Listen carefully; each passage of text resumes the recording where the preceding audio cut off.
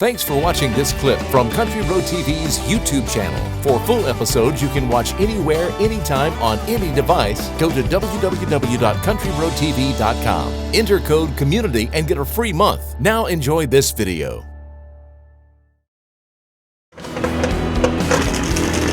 Popcorn is certainly worth celebrating here in the U.S. Every year, Americans consume 17 billion quarts of the fluffy stuff. That's enough to fill the Empire State Building 17 times. That makes us the #1 popcorn-eating country in the world. As for the rest of the globe, well, nearly all of the popcorn they do eat is grown right here in the U.S. And Indiana is the second highest popcorn-producing state in the nation, behind only Nebraska. So to celebrate the popcorn harvest and honor their local farmers who work so hard to produce it, the town of Brookston, Indiana holds this annual festival. The town sits in the northwest part of the state, about 75 miles from Indianapolis. Once I get you up there. And on the third Saturday in September, it swells from a population of just 1,500 to more than 15,000. The festival engulfs this charming little town. Walking down Main Street is like going back in time with games and food that harken back to more simple times.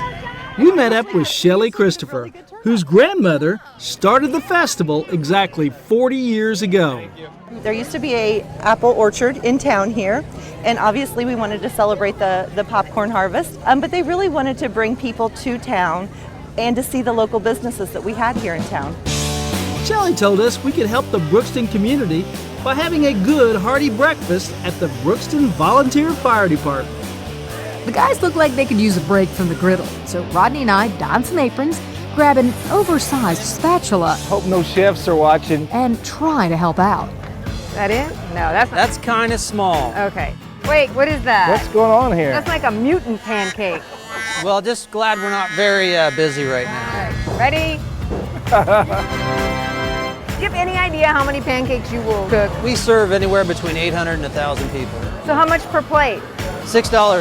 All right, I think we need to donate to the fire department and have something to eat. Let's try our cooking. What do you say? Okay, cheers. Oh man, I was gonna cheers him, but he just shoved that right in his face. Jen and I are dying to eat some of this locally grown popcorn, and the name we kept hearing was Bill Rary. So, Bill, how long have you been making kettle corn? Since 2002. You look pretty good at it there. I've been working at it for a while. Then, as the sugar gets hot, it liquefies. Yes, liquefies, and then when it starts to pop, it cools and clings to the corn. And the speed of your stirring makes a great big difference because it gets on there more even. We caught up with our good friend Bob Zarcy, a retired farmer who still loves to help out on the multi-generational farm with his son Randy, where one of their main crops is popcorn.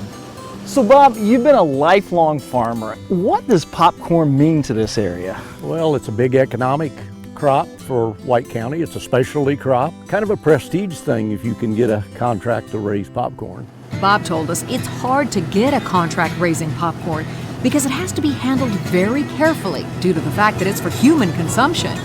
One key rule is keeping your combines squeaky clean during harvest. Speaking of combines, we met up with Randy and his friend Jeff, who also works a family popcorn farm nearby.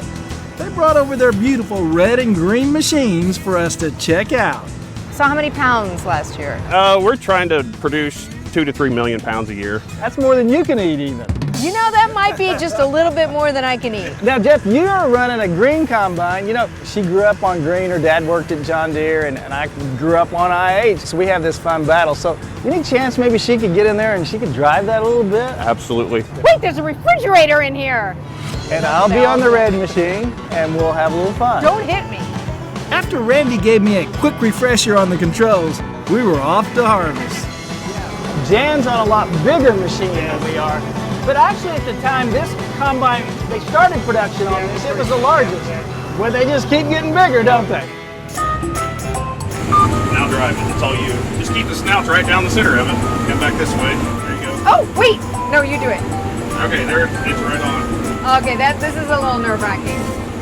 Part of the reason that the combine is so expensive is it does so many jobs. Yeah. So it knocks down the stalk, cuts the stalk, pulls off the ear, then very rapidly dehusks it and desilks it. Yeah, then it takes all these kernels off, and this is what you end with. All that goes out the back of the combine.